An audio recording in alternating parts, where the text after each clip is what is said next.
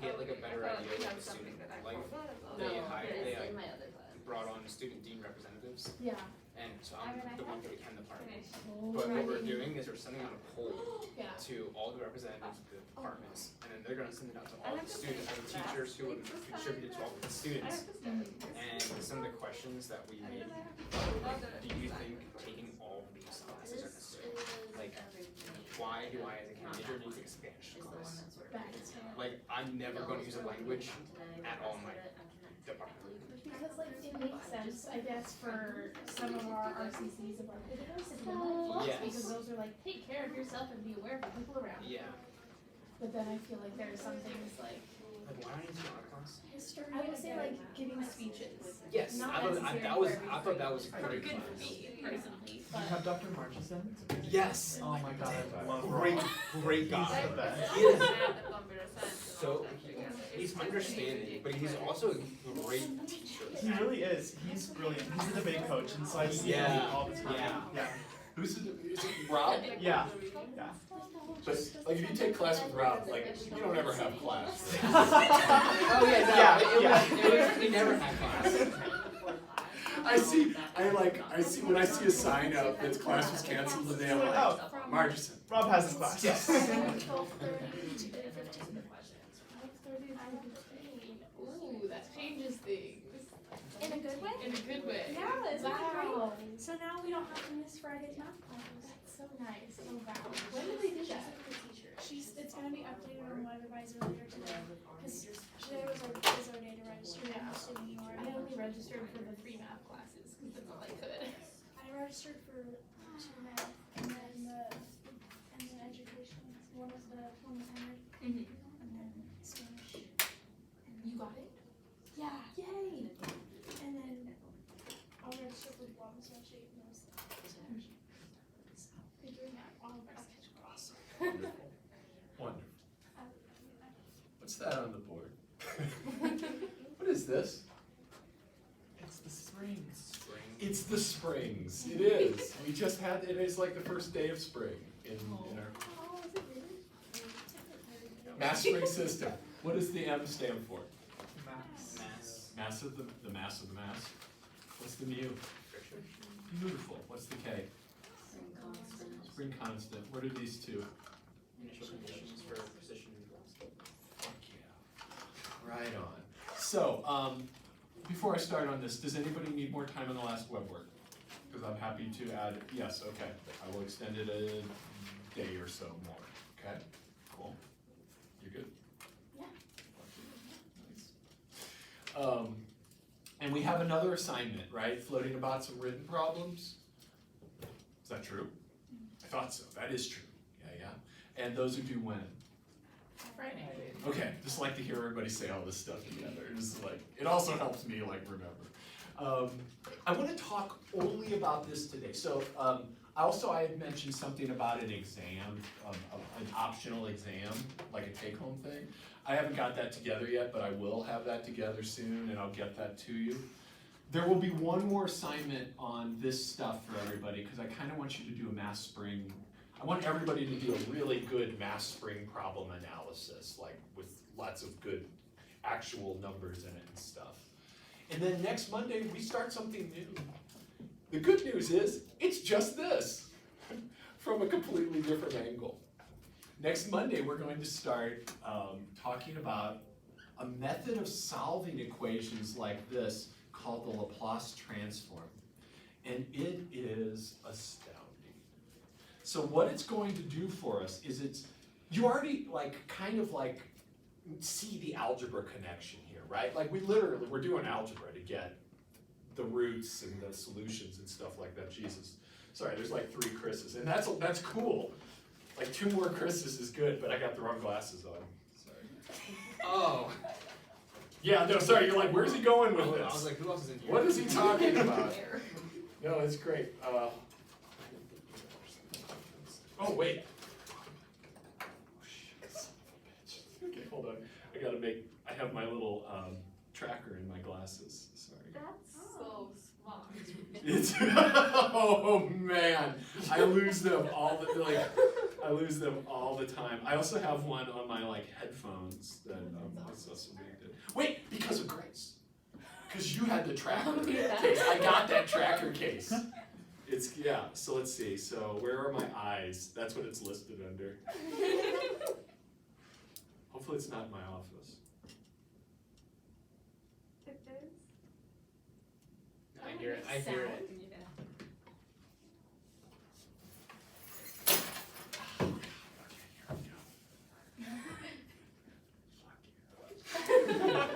These things are golden. They're just so amazing. I would just like put them in everything if we could. All right. One Chris. Oh, only one Chris? Okay. So, this turns everything we do into a complete algebra problem. We're going to transform these equations, hence the name transform, into a new realm where differentiation and integration are just algebraic just multiplication and addition and things like that, multiplying by a number or an e. And then we're going to pull it back out of that space after we solve it in that space. So this is going to be crazy. So here's your original. We're going to pull that into Laplace space. We're going to do some magic here that's simple. It's so amazing. Just a little algebra. And then we're going to solve it here, and we're going to bring it back down, and we'll have our solution in this world right here. It will probably take the rest of the semester to get it, because it's just a lot of new ideas and ways to proceed, but amazing. So, we got our mass spring system. This is all we're talking about today, and then I'll probably stop early to answer questions if anybody has any, because I know there's at least a couple out there. What's the characteristic polynomial for this system? We don't know anything about m, mu, or k. What's my characteristic poly? M lambda squared, yeah, plus mu lambda, plus k equals 0. Does that sound right? Okay, cool. Let's get the quadratic formula out. The quadratic formula says that mu is equal to, or excuse me, lambda is equal to negative mu plus or minus root mu squared minus 4mk all over twice the mass.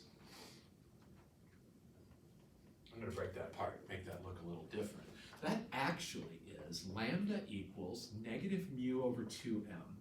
That's kind of like the separate part, and then there's this plus minus part, which is root mu squared minus 4mk over 2m. You might wonder why I'm writing it that way. We'll get there in a second. Let me let you get caught up. Let me drink some tea.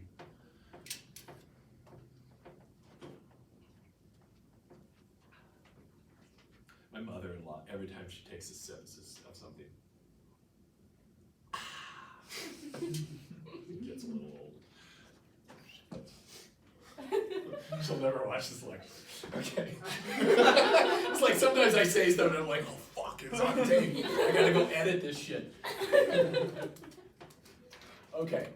So these mu and m and k are all positive numbers because they're just they just are. And this is a mass, that's positive. Spring constants are always positive. And the way we set things up, this coefficient of friction will always be a positive number. If it exists, it could be 0. So all of these are greater than 0. And this could equal 0 if there's no damping, like we've talked about. You don't see that middle term if there's not friction in the system. There's no x dot that appears at all. So we're thinking of this now in a very abstract way and using the tools that we have so that we understand everything that could be understood about this system. So this is just a real number. Is it positive or negative? It's negative, right? Because everything's positive and there's a negative sign in front of it. So this is a negative real number. This has some options here because I got a square root. Let's take a look at some cases. Cases. If mu squared minus 4mk is a positive number,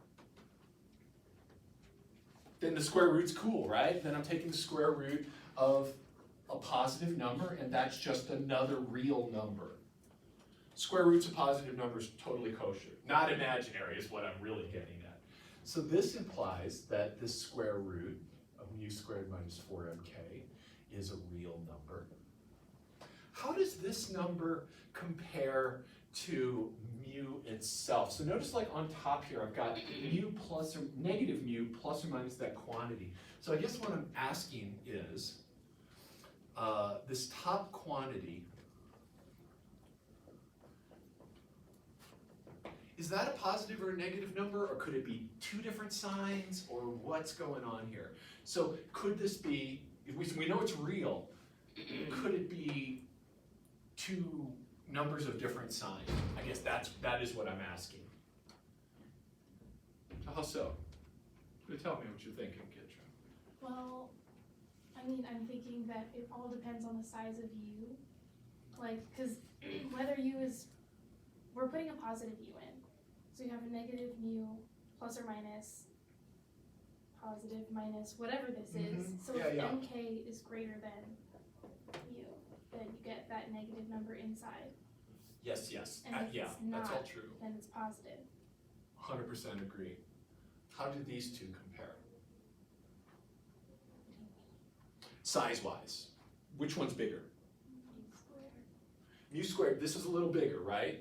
Because these are all positive numbers. I'm subtracting something off of an already positive. This is a non-negative quantity, or zero maybe. If this is zero, and this is zero, then that's definitely gonna be true. But just think, I'm taking mu squared, subtracting something off of it, so this has to be the case if m and k are all positive. So what does that mean about the square roots then? Then we have this thing here is just mu because mu is already positive, but this quantity over here is actually less than mu in magnitude. Its size is less. So that means if I take negative mu, so let's do a little thing here. Here's negative mu, here's 0, right here. I'm going to add something to mu that is smaller than mu's magnitude, I should say. Yeah, that's all good. So if I add something that's smaller than mu, it doesn't quite make it past 0, right? So there's negative mu plus the square root of mu squared minus 4mk. And then the negative sure the hell doesn't. So when I subtract it, I get the negative mu minus root mu squared minus 4mk. So both those numbers are negative, I guess is what I'm trying to say. Is that in this case here, because of what we just said, we have two negative real roots. So in this case, we have two distinct, they are separated, they are not the same root, two distinct negative real roots. And let's call them lambda 1 and lambda 2. Lambda 1 is the plus, lambda 1's the plus version, lambda 2 is the minus version. It's all good. What does that mean about x? What are my two solutions? I've got two distinct real roots. What are my solutions?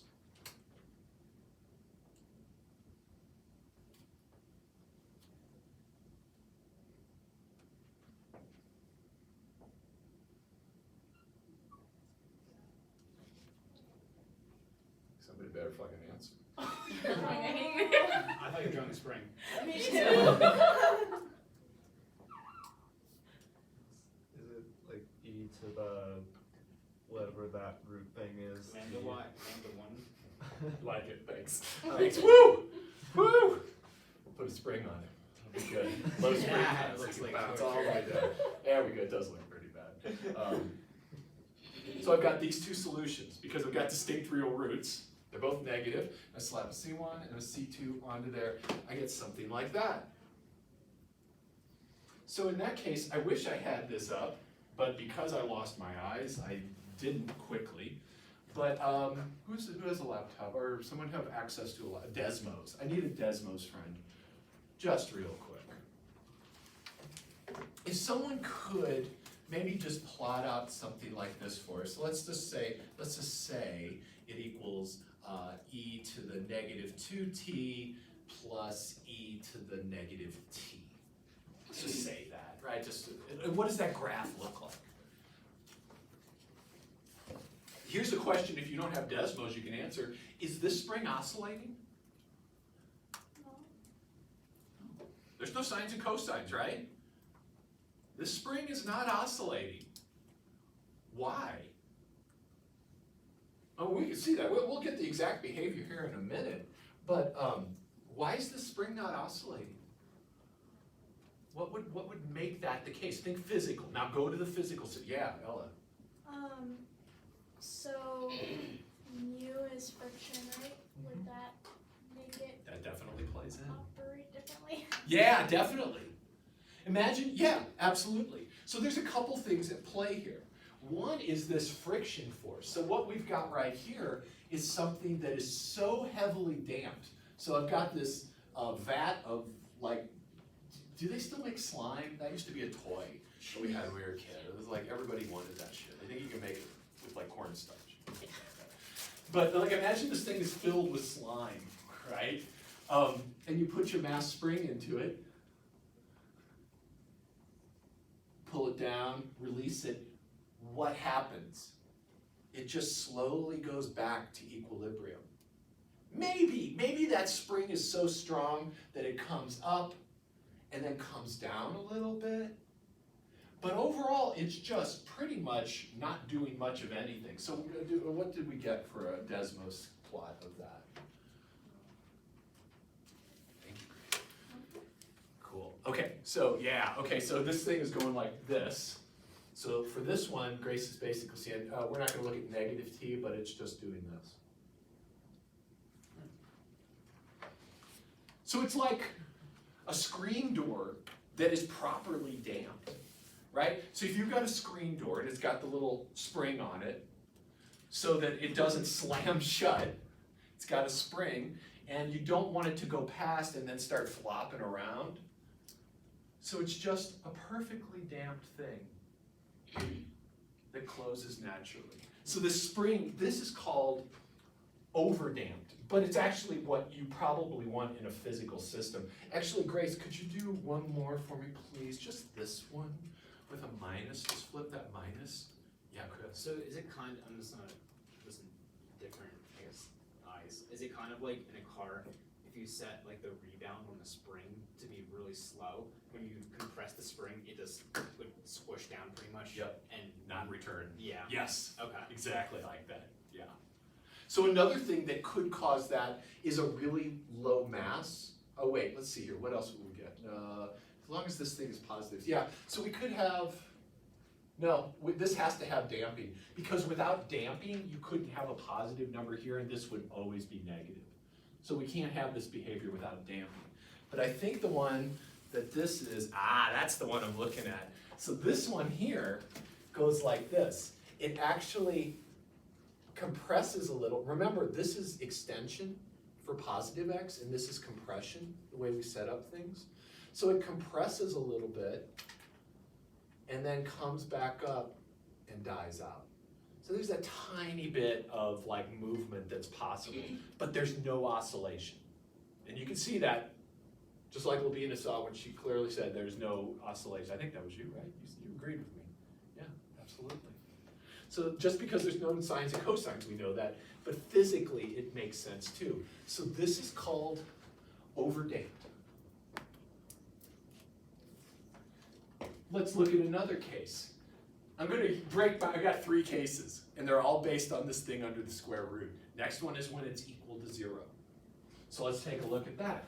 Maybe we've got things set up so that the damping and the mass and the spring constant are just perfectly balanced in a way.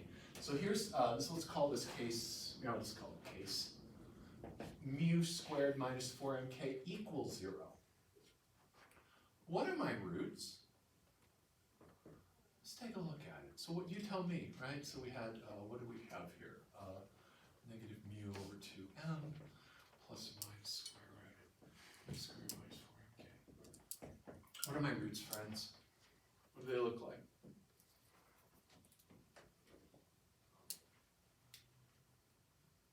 Thomas? Negative mu over 2m. It's like twice, I guess. Yeah, absolutely. When this part's 0 and you only get one answer out, that means you have a double root. So this is a double root. It's multiplicity 2. So that means, let's call that lambda. What are my solutions? E to the what? Lambda t? What's the other one? That's it. Right on. Good shit. So, this is what my solution looks like in the overdamped case. I get this t on there. And so now I'm going to ask Grace, since she's my professional grapher for today, to graph a possible thing like this. So let's say we have x of t equals e to the, and lambda again is still negative, so 2t plus te to the negative 2t. What do you get for that one? Oh, actually, I'm sorry, one more thing, Grace, could you just make that a minus? Thanks. I think that's gonna look like what I want. Thank you. Beautiful. Could you just do a zoom in for me real quick? Awesome. Okay. Notice that over here, we didn't cross equilibrium. There was no crossing of equilibrium. However, in this case, there's a lot less damping. Not a lot less, but a little less damping. And so what we see on this solution is this. Is it something like that? Is that what it was, Grace? Something like that? I think I totally fucking forgot already. It's just.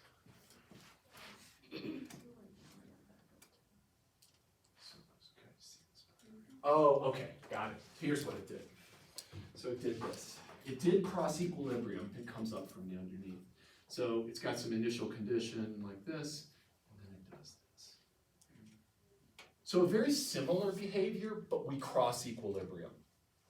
So if you have a swinging door, the door's going to swing out and then back in a little and then start to settle back in. This is called critically damped. Critical damping. It's a precarious place to be.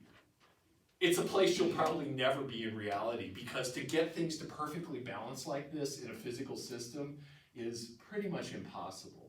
This is like a mathematical reality, not a physical one. There's too much noise in the world for that to happen. So, we got one last case. And we're slowly getting less and less damping here as we get to this thing. And so our final case is what happens when mu squared minus 4mk is negative completely. Positive, 0, and negative. Can you just take a moment and tell me what solutions I expect out of this? Let's see if you can come up with them. What is this spring going to do? And it's cool that we can think this. It's so abstract and so general.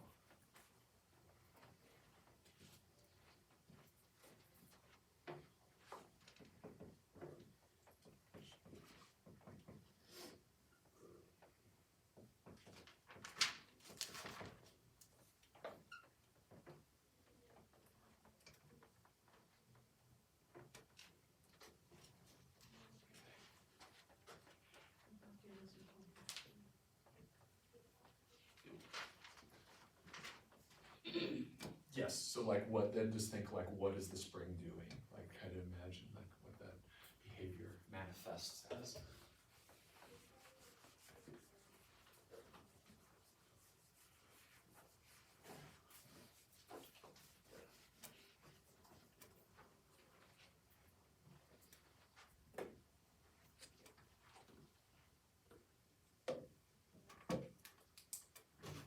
And if it helped, just like a little notation.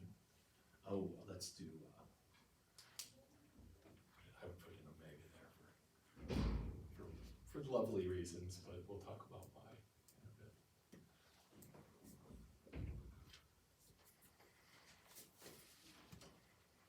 This is called the underdamped case, by the way. Or underdamping. I don't know, sometimes I'm using an adjective, sometimes I'm using a noun, I guess. That's why you need those English classes, Keisha. That's why it's vital that you don't miss reading James Joyce. My recording. I know nobody in the English department is watching this. Good to go. This should be plus or minus.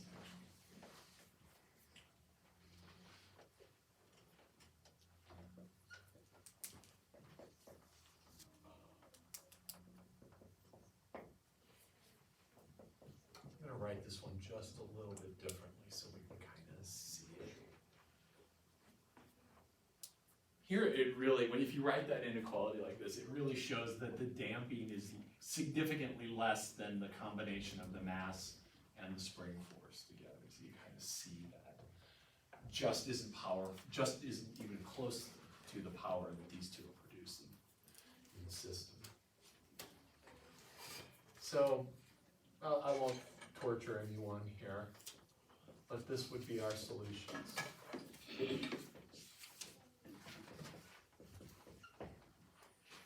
And omega is this number right here. So omega, and I called it omega because that's the classical frequency variable in a lot of places, but omega is equal to root mu squared. Actually, we'll take the positive version of it because it's actually going to be the absolute value of that. So I'm going to write something here and you can tell me if this is upsetting. And then I'll help, hopefully.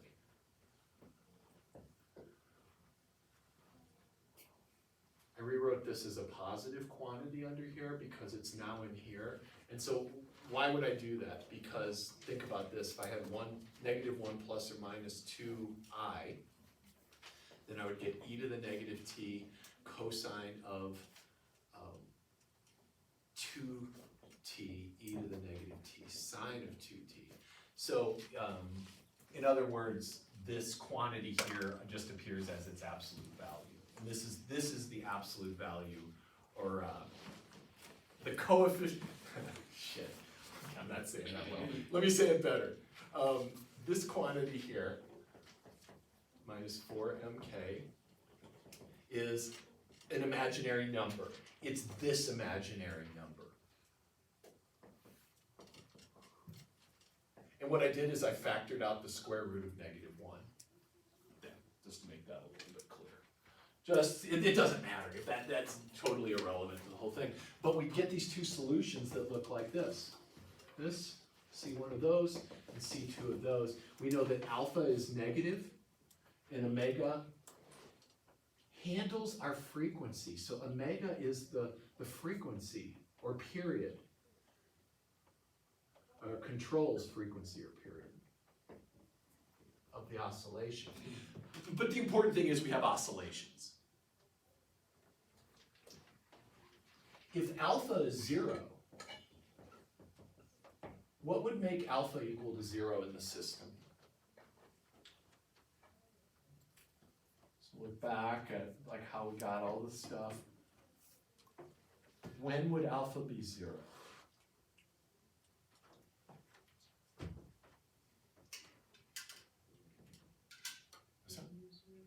When what? Mu is 0, hell yeah, that's right. When mu is 0, I don't have damping. When mu is 0, this is 0. And when mu is 0, that's just beautiful, all of that. But when mu is 0, most importantly, there's no alpha on this thing. So when mu is 0, I keep saying it on purpose. So, when alpha is 0, I should say it right if I'm going to say it on purpose then 7 times. If alpha equals 0, in other words, no damping at all, then I've got x equals c1 cos omega t plus c2 sine omega t. What does that e do for me up there? Well, let's rewrite it. So in the case of damping, suppose that alpha is not 0. In other words, we have damping.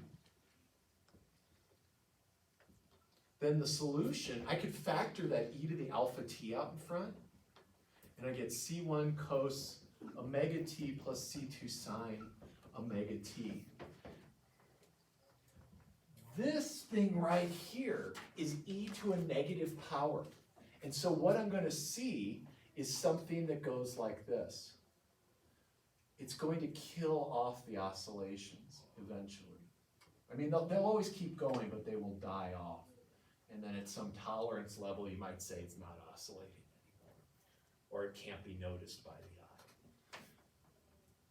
But this is the underdamped case where the door, the spring door, you pull it open, you let it slam, and it just never really settles down.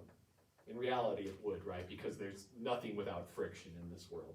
But in a frictionless world, or in a frictionless world, this would maybe keep on going. Well, wait, no, I'm saying this is friction, isn't it? I don't know, physicists help me out here. So there's friction in this system. The model predicts that it keeps oscillating forever, albeit a negligible amount. What would keep that from actually happening? Probably that this model's just too simple, I would think. That seems like a pretty reasonable assumption, that there's other forces in here that are acting on the thing. There's air drag and stuff like that, and so. Okay, so everyone who sees mass spring systems has to hear what just happened here. We have to understand what are the possibilities, and look at the beautiful simplicity with which we broke down everything that can happen. Now I want to do a problem together and show you a cool little technique that you can use this one in lots of classes, especially my physics and chem friends. This is a great tool to use. So let me go back. I've got a good old thing set up here. Oh yeah, here we go. All right, let's do a solid example. We got a mass spring system.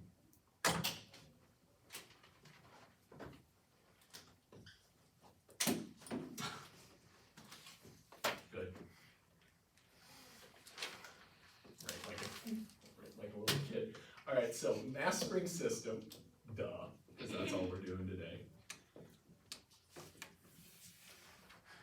And so a spring, and I'm going to use English units. I'm sorry. Like meters and shit did not make sense. Like, I know what a meter is, it's like a yard, but the rest of it I just can't do anything with. But I do know feet. So a spring. Over that statement. I know, and I know they're stupid, and like, why don't I use cubits? You know, and but whatever.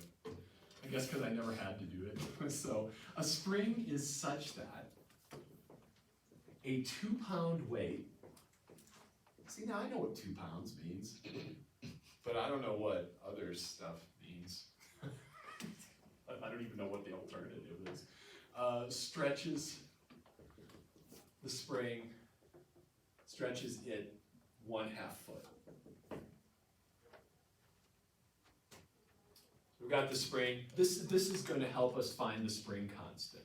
So let's just do that. Remember, the Hooke's law was force equals K times extension. And this is weight in the world when we're thinking of weights. But weight is just the force. So we put a 2-pound force onto this thing and it extends it 1/2 foot. What is K? We gotta be careful. We wanna make sure we're doing everything in the right units. I think this is the right units for us. We're gonna stick with feet. I think we'll just stick with feet so that when we have gravity and stuff, it's 32 feet per second squared and all that kind of stuff. So the force is 2 pounds, and that's going to equal K, Hooke's constant, times the stretching. So K is 4 pounds per foot. Now you see a spring constant. It actually makes sense to see a spring constant with its units, right? Like how much, A 4-pound weight will stretch the weight 1 foot, so that's really nice. And then we assume it scales linearly. A damping force is applied to the spring. So a damping force equal to the magnitude of the velocity is applied to the system.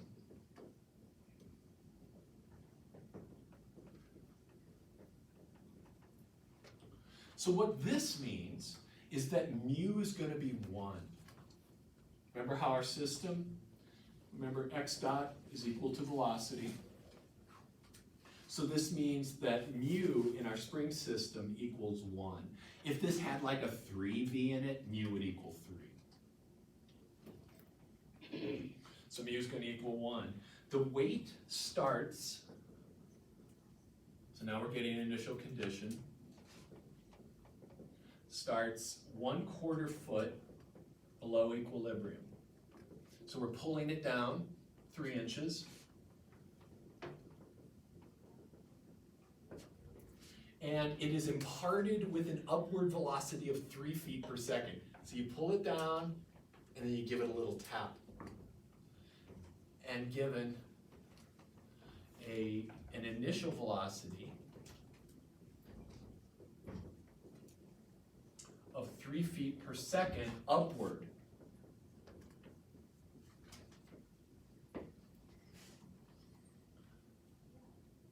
find a formula for the position of the spring at time t. And I'm going to ask a deeper question in just a minute. Find a formula for the position at time t. All right, let's start piecing this stuff together. First, we got to get our equation written up. We got to get our initial conditions like honed out, make sure all our units are appropriate. Was that a question, Hans? Or? No. No. I like doing this stuff. I love like taking some crazy abstract theory that we've been spending days on, making a model from assumptions, and then doing predictions with it. Like this is sweet. This is one of the high points of life, being able to do something like this. So let's get our system. Kate, could you do it for me? Can you give me this? And then let's just talk in just a second. I've given you some of it.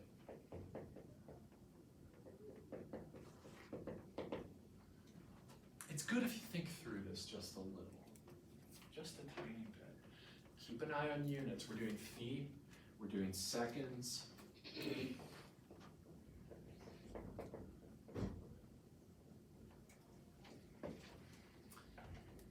might need that formula, because you need the mass, right? You need the mass of the weight, not the weight of the weight.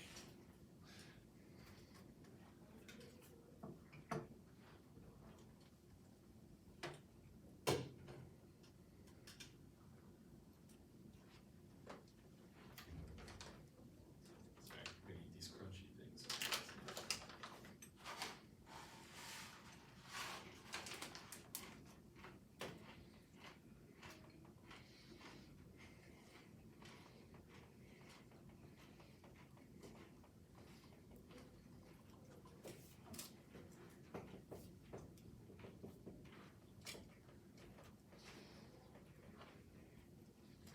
Definitely need the acceleration of gravity.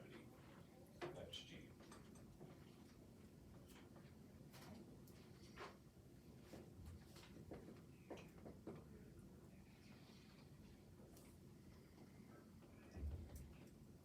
Is the weight still 2 pounds? It is, yes, great question. That did not change, absolutely. Let's just get the equation together first before we go on. Initial conditions too, please.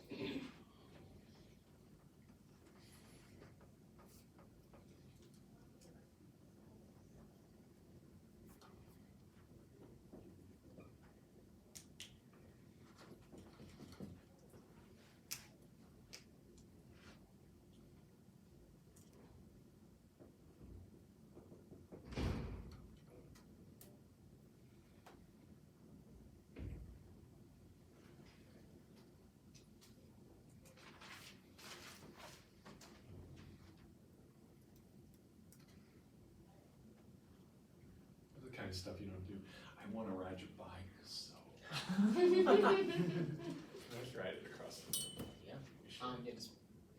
It's some parts are loose. The brakes don't work yet. Maybe I'll go ride it down the hallway in a second. You probably remember these. I had one of these. Did you actually? Yeah.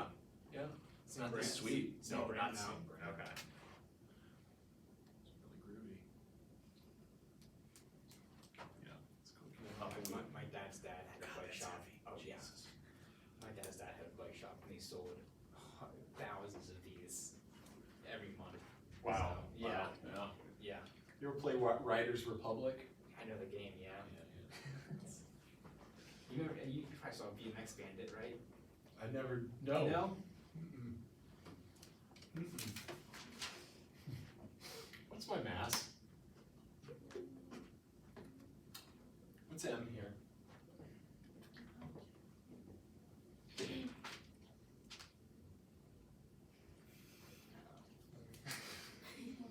I got like Is it? 116. Yeah. Woo! So, just use this equation here, that the mass is the weight over the acceleration of gravity. Do we need to take into account that gravity is negative? We are, because our extension is positive, it's working with gravity. Okay. So, when we set up our model, does that make sense? Yeah. So gravity, the force of gravity for us is acting in the positive direction. Okay, That's a great that makes question. sense. Yeah, it's pulling down on the weight, so that, could have been if we had changed things otherwise. So this is gonna be, So our positive x or positive y is downward then? yes, Okay. yes, Yes. absolutely. Okay. Does that make sense? Where I got 1/16 from? What unit is that? Oh, sorry. That was my question. What do we Yeah, do? is that slugs? Seconds. Oh, no, it's like pound, so what is it? So it's pounds per foot, pound second squared per foot? What the fuck is that? I don't know. Daniel, come on, man. Why are we using these units? This is the worst thing I've ever said. Because I don't know what, because this is what I got it worked out at. I'd have to rescale everything. What you don't even know, right? Because nobody cares anymore. Like, It's I know like mass like in general is kilograms, but like I don't. Yeah, it might as well be cubits Yeah, per I don't. light year, something. Yeah. So whatever. Who gives a shit? We're getting some number out. It don't matter. It doesn't matter, Hans. That's the good news. Okay, that's what I was hoping for. Okay, cool. And then mu is 1, so we got that. And then k we figured out to be, what was it, 4. So our model is gonna be this, 1/16 x double dot plus x dot plus 4x equals 0. And then what about my initial conditions? What is x at 0 gonna be?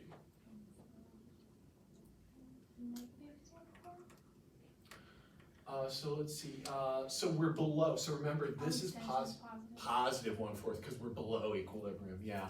Negative signifies compression, so that's where our velocity will be negative because it's acting in the compression direction, so -3. And those are feet per second. Yes? So in the problem were we given that mu equals 1, or did we find that out based on the fact that the damping force Given. equals? Okay. Given, yeah, totally.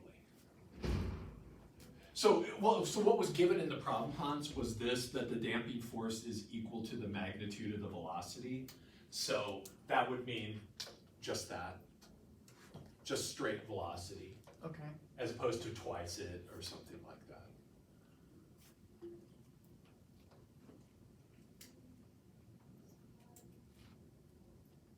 And then this acts appropriately. When it's acting negatively, it acts right. When the velocity is negative, it's acting the right way. When the velocity is positive, it's acting the right way. Can you solve that for me, please?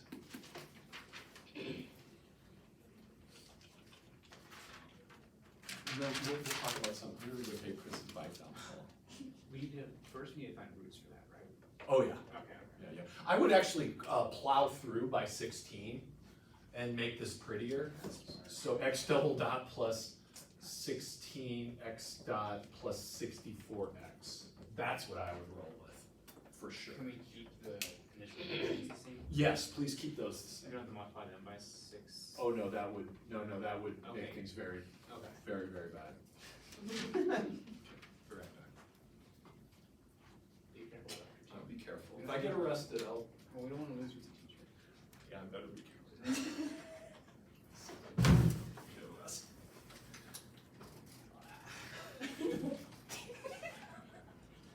Is someone recording this? Want to? I think you should. You should. And then send it to soccer. Yeah. Mass email. Come on, I'm hungry. Freedom of this class. It's hilarious.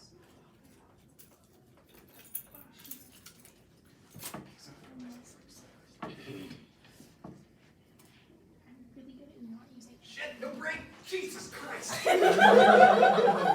You weren't kidding. No, I'm not. There's no brakes. No, only Not the at all. Only the low at the front, but Coefficient of friction very low. no, yeah. Did you use the phone? Good for rolling. I started cruising. I was gonna like come in here, hop a wheelie. That felt pretty good. Thank you, sir. Of course.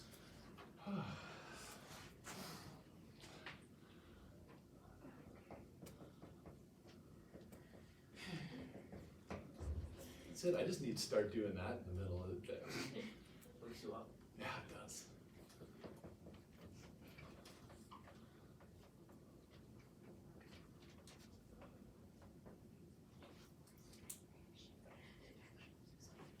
Really? I think it's easier to just factor. Yeah, can you just factor it? Isn't it just 8. lambda plus 8? Yeah, I was just seeing it was a repeated root. Yeah, absolutely. Oh, yeah, it sure is, isn't it? Good stuff. Equals 0. Sure is. What do we have here? What kind of damping? Critical. Critical. That's right. The repeated roots of a critical. Yes.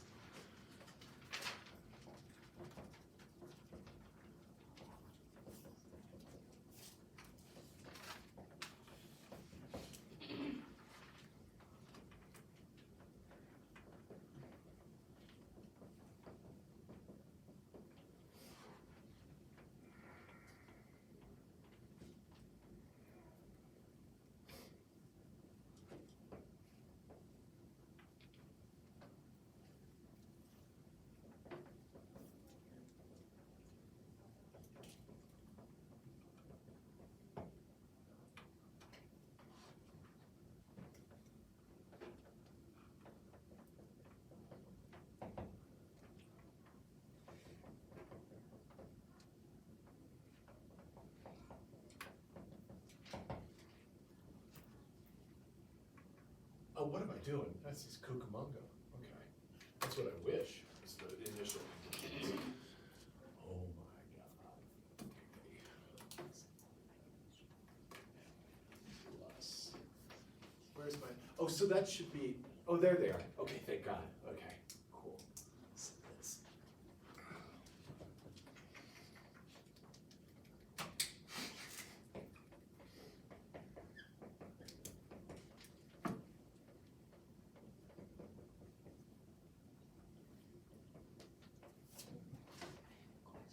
yes.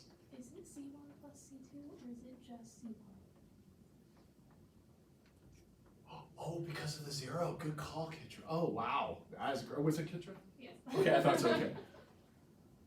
Bella's been saying a lot of good stuff today too, so wasn't sure. But yeah, yes, beautiful. Good. That's awesome. Woohoo! Thank you. When the t is 0, this dies, right? So you get C1 immediately. That is handy dandy. That makes this all like way less oppressive.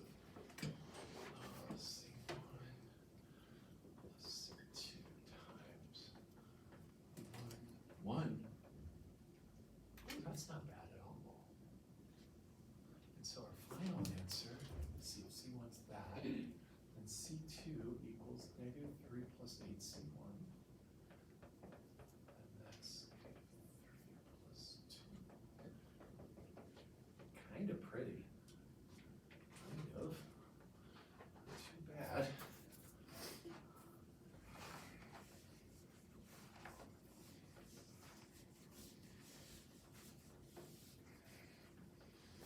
So our solution is yx t.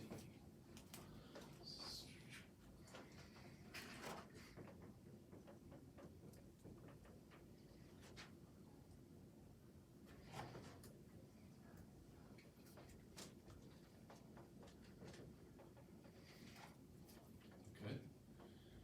Can we get a picture? Please, someone, anyone, it doesn't have to be you, Grace, you've done a lot today. Could someone make, I just want a picture, just a Desmo shot of this thing.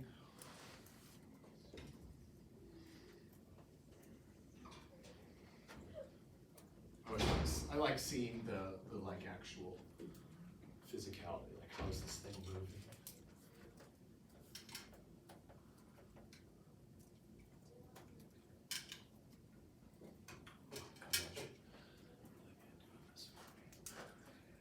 Yeah, is that it? Seems. Huh.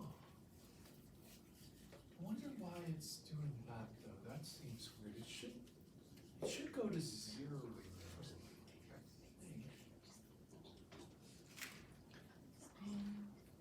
Not.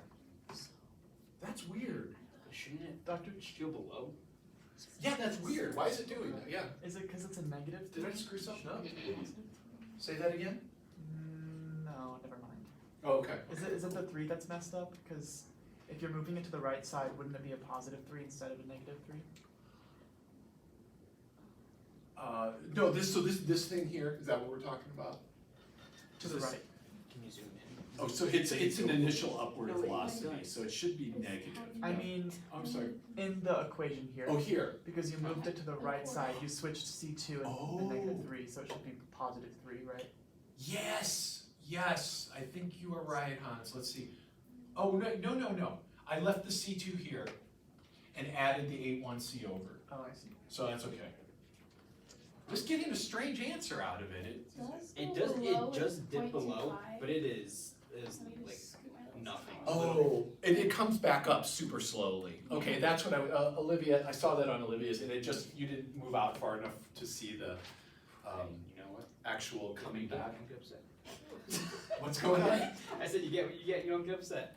Yeah, that's right. Where does it approximately cross? Let's see. It So crosses at exactly 1/4.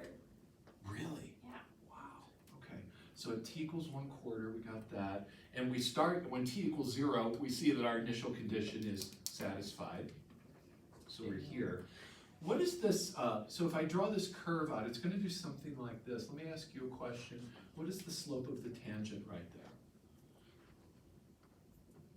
Where it crosses the E.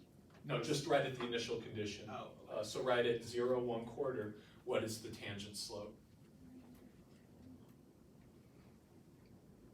Maybe negative.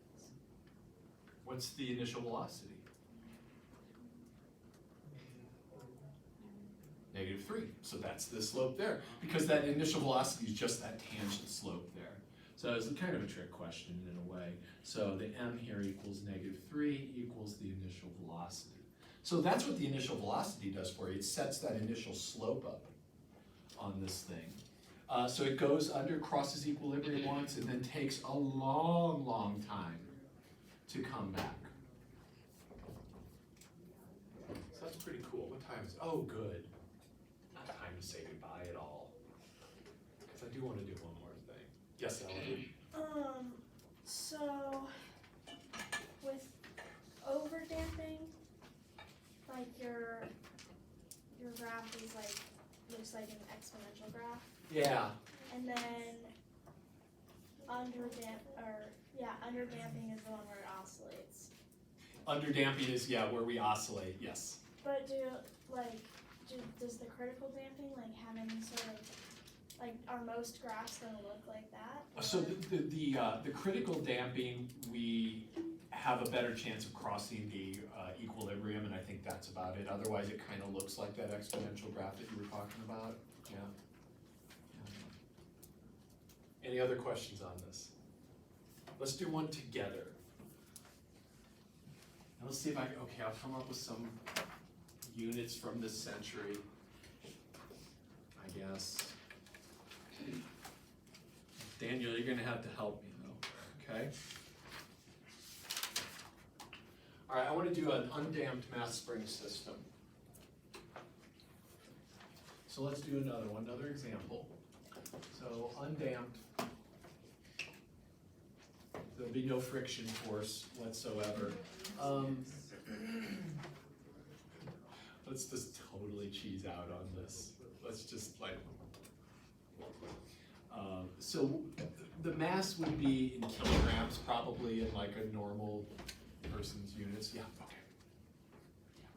So we'll say the mass is, then we don't have to find it, right? Hold on, let me, okay, hold on.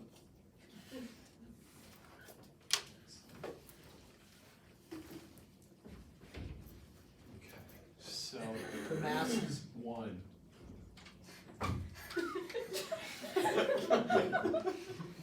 For units. 2 is 0. The spring constant is miraculously 9. So that would be, so think about how that works. Let's see, let's actually think about that just for a second. So force is going to be in newtons then, right? Yeah. Yeah, and that's kilogram meters per second squared? I don't know. Look at it. Yes, sir. Yeah. So the forces, oh wait. So force is kx, right? Yeah. So who gives a shit? Let's just say that's k. That's k. There you go. And here's where the fun part will start. So we'll have an initial condition. We'll take the mass spring and we'll bring it down. We'll compress. Let's compress 1/10 of a meter. So 0.1 meters. And then we're going to give it some initial velocity. So we're going to lift it up and shove it down. And we're going to give it an initial velocity of, so that's, oh, this should be negative because I'm compressing, sorry. So that's negative 0.1 meters. And then x dot would be, I'm going to try to get something interesting on that. Let's just do 1 meter per second.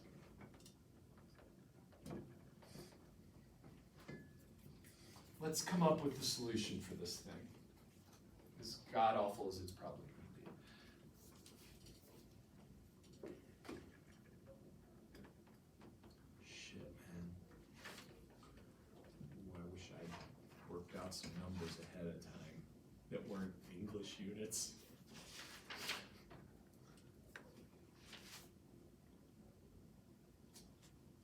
This is gonna be weird. This is gonna be weird. Really weird.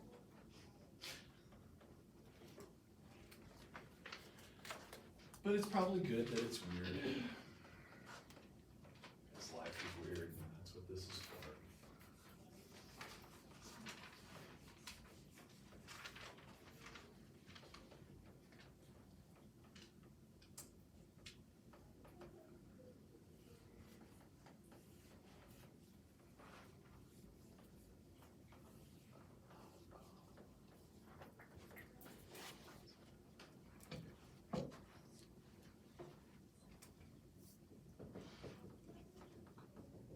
Is this what we're getting for our system? Cool. Right, that's a plug and play kind of thing.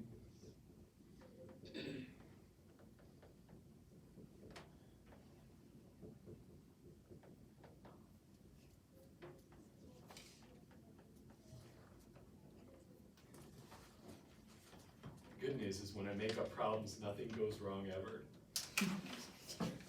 Better eat after my last meal.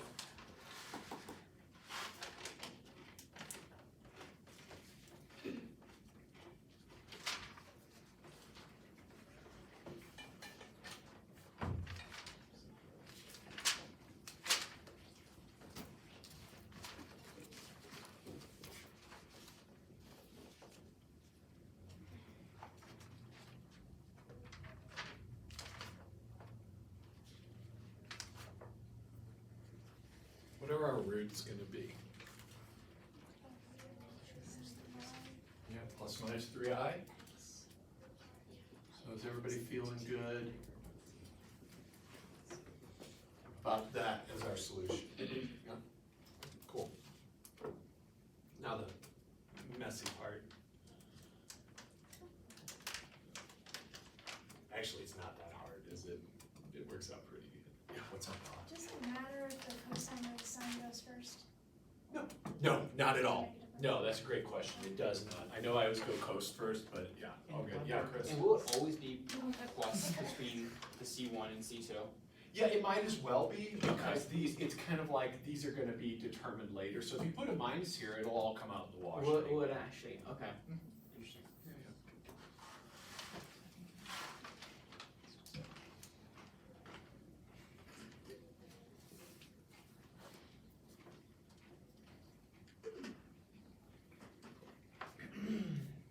Are you gonna get brakes on that thing? Yeah. I'm worried I about work you in the now. bike. I work in the bike shop, so I'm gonna take it over there after class and fix it. Bring it back when you got bite. Yeah. The hardest part is like I don't want to find any new parts for this because sourcing parts is gonna be a pain, especially off of eBay. Half those are fake. So Oh, I see what you mean. yeah, and these are all original parts, which is super cool. Yeah, that is cool. They're in really good shape. Paint's original too. It's crazy. It's in such good shape.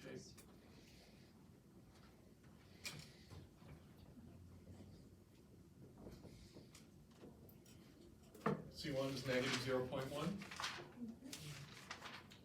And then let's see, when you do the derivative, this turns into a sine. And so that'll be sine of 0. This turns into a 3 cos. So on x dot, so when you get x dot, I'll just write it down. Xt equals negative 3c.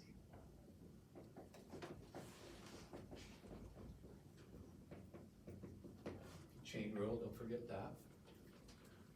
So C1 is 0, you get that just right off the bat, plugging this in. We should get C2 right off of this beast right here. And we do because we get 1 equals 3C2 when t equals 0. So C2 equals 1/3. I'm gonna make this negative 1/10 because I'm gonna keep everything precise. I'm not gonna put 0.3 or anything like that.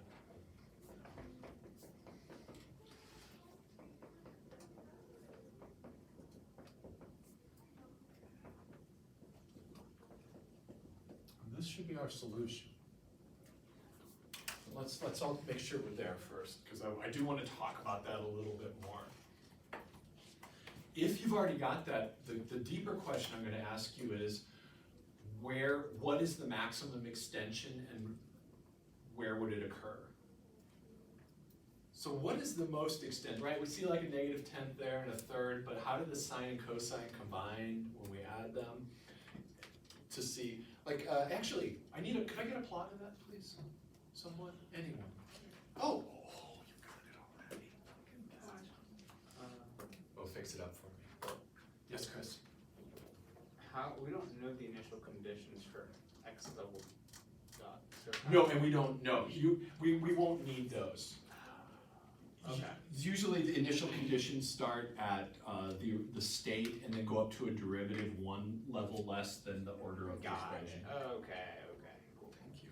Okay, so Vivian's got me a nice sketch here. So this thing looks like this. So we start at, I guess, negative 1/10, right? We better. So at negative 0.1, I start here. I've got a slope of 1. So it's kind of got a perfectly diagonal slope if I was going to keep the scale the same. But it comes up, and it comes down, and then it goes way down below the initial condition. And then just kind of keeps up. And so it does what a spring does. It freaking oscillates. But the question I'm asking, thank you, without using Desmos to go in there and find the coordinate of this point, figure out how high it is, can we do better? And the answer is yes. So I'm going to show you a quick little trick. Given a solution of the form x equals a cosine of omega t plus b sine of omega t. We can convert this into a single trig function, which is super nice.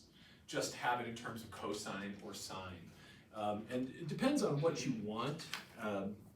There's different ways to do this. I've got it rigged up for us to get it in terms of a cosine. So this can be written.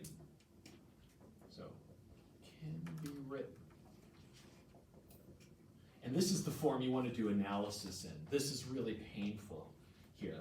Like this one, I'd say, where does it cross the axis at? And you'd have to set this equal to 0 and solve, and you get like a tangent and all sorts of stuff. It's really a lot of work. But what we're going to do is convert it into this thing called phase amplitude form.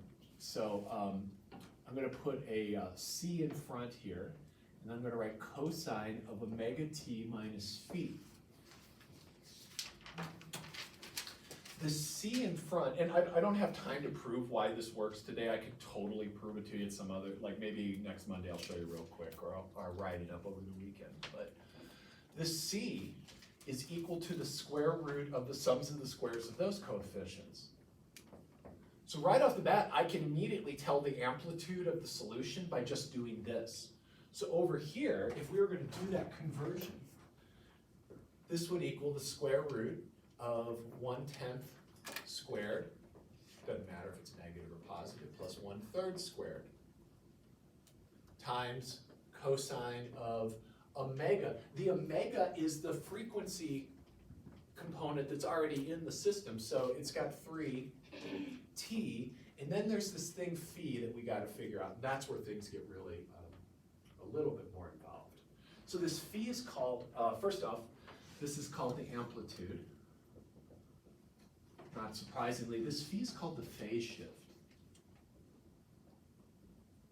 And it's basically like, how much do you shift a normal cosine curve so that instead of it doing this, where it normally would, how much do you have to shift it so that it looks like what we have? Left or right shifting.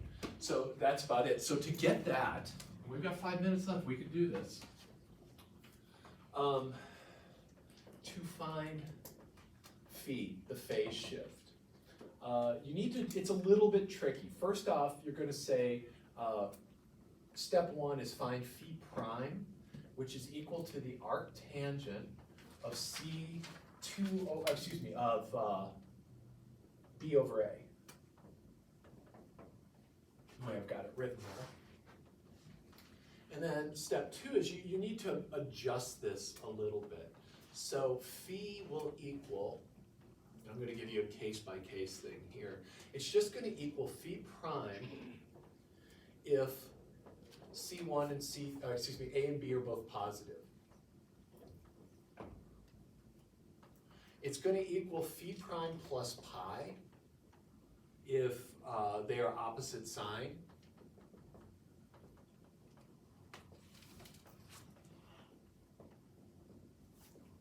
And it's going to equal phi prime plus 2 pi if they're both negative.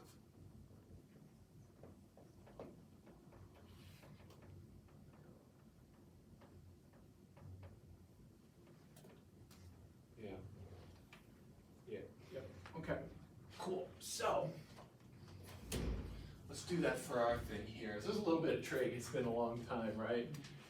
People have really bad feelings about trig. I like trig. So our amplitude is that, we already got that. So our phi, to find phi, we know that phi prime, first we do this, is the arctan of the 1/3 over the negative 1/10. And so that's the arctan of 10/3, negative 10/3. And for this, we totally need a calculator because that is not a nice one. So could someone in radians, please, give me the arctan of negative 10/3?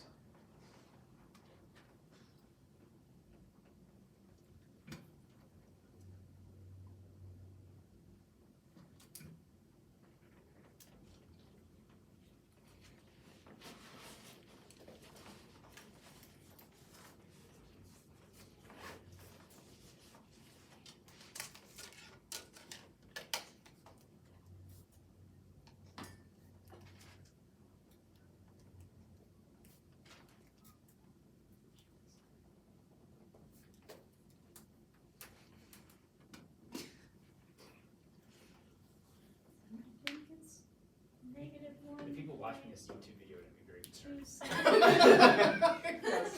What do you think it is?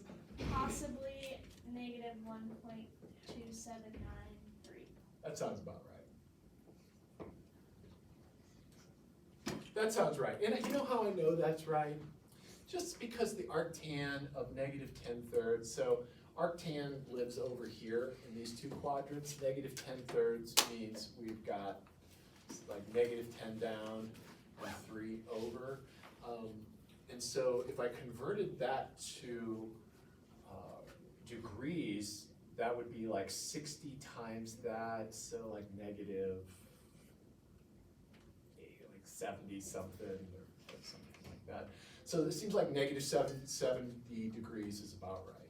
So I believe that, thank you.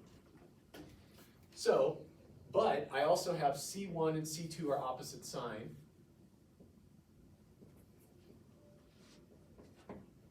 Yeah, exactly. Or the A and the B, right, sorry. So the A and B are opposite sign. So that means I'm gonna add pi to it. So I add 3.14 to this. So could someone please take this? This is phi prime. Phi itself is pi plus phi prime. And so just add 3.14 to that or whatever. 1.862. 1.862. Thank you. And the more precision we have there, the better, but hell, this is just a goofy problem I made up.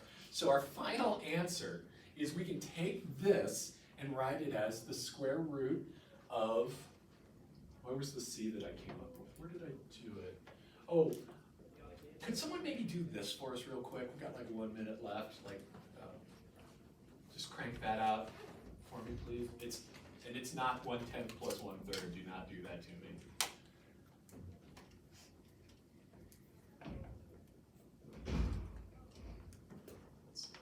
Plus 1/100. I'm not going to come up with the answer here. I need help, like serious help. 109 over 900. Oh wait, you know. I got that. Cool. Take the square root of that, please, and then I'll be good.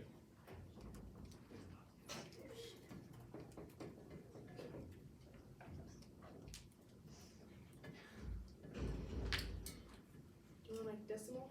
Yeah. 0.348. Thank you. So it's 0.348 cosine of 3t minus 1.862. What's the maximum extension of our spring? That number right there, right? Yeah. Here's the amplitude. So now I can come over here under this chart and say that that is 0.348. This is negative 0.348. Leave that guy in there because that was an initial condition. How could I figure out where it first crosses 0? Where's the first place cosine crosses 0? 0. What's a cosine? Let's get a cosine curve up. That looks like this, right? 2 pi, pi, what's that right there? 2 pi over 2. T, absolutely. So to find where it first crosses 0, if I set 3t minus 1.862 equal to pi over 2 and solve for t, I will have my first crossing. Yeah? Okay, cool. So we can do a lot more with that. I'll give you some practice problems. I think you've got enough going on. Yes, Thomas? Oh no, I was just stretching. Oh, okay. Sorry. Cool, that's good, because we're out of time. That's great. So you have homework due on Friday, right? Okay, just making sure everybody's cool with that. And I'm going to extend the web work, I said? Yeah. Okay. All right, cool. All right, friends, thank you. Appreciate you. Did you say anything about the optional test? I said something, I said like I don't have it yet, I gotta whip it together, so I'm hoping tomorrow, I'm hoping by Friday I can get something to everybody. Oh, cool. Okay. You gonna do it anyway? Of course I am. Can't hurt. Okay, well, here's the thing. Uh-huh. Is it optional to the point that if we do bad on it, it won't affect our grade? Or that's like, you know? I think I'm gonna say yes so that there's no half-assed Yeah, no, efforts. I totally agree. Yeah, yeah. Okay. Not that you would, I know you Yeah, would. no, I wouldn't do that. No, you wouldn't. Wait, you're not even capable of that. It's like, I'm kidding. So I wanna take it, but I wanna give it full effort. I don't know. But you're also like fine. I know. You're You're gonna feel that. I got it. Absolutely. I just waited until 7. Come on, no, you're fine, you're fine. Come on up. So I did. Dr. Tate. Bye. Bye, Chris. pretty.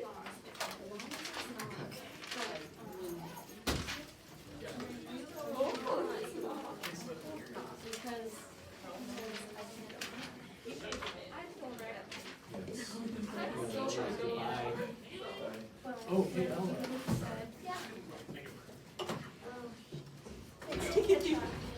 Notice. Notice. So did you make any progress? Okay, so this is the one where I said, Yeah. okay. I think. Yeah, that looks good. Should I make an email? Let's just try to finish it. Oh, yeah, so let's see. So Let's see how far we get today. 0 on the left. Just tomorrow? How many would you have on the right? I have so much German, I'm trying to get half of it done behind. And I have to prepare. So I'm talking just the right. So like on the right, where does the next cube come from? And I have a physics major. Right, yeah, totally. So you start at, here's the problem, you're not starting at the first zero. So this left-hand zero comes